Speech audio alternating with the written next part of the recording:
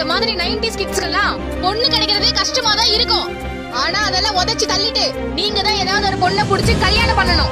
அப்ப நீயாவது என்ன கல்யாணம் பண்ணிக்கிறியா? செருப்பு பிஞ்சிடும். நீ எல்லாம் அக்கா தங்கச்சி கூட பொறுக்கல. தெரியும், நீ இப்படிதான் பேசணும். இந்த மூஞ்சிக்கு எப்படி கல்யாணம் ஆகும்னு கேட்ட? ஒரு நாள் நான் கல்யாணம் பண்ணி காட்டுறேன்டா. மொத்த ஒரு நாள் நான் மணமேடையில நிக்கிறத நீங்க பாப்பீங்கடா. வாழ்க்கையில கல்யாணம் ஆகிற வரைக்கும் எனக்கு யாரும் வேண்டாம். உனக்கு எல்லாம் பொண்ணே கிடைக்காதுடா. வயது முதிர்ந்த போதிலும் ஆண்மை குறைந்த போதிலும்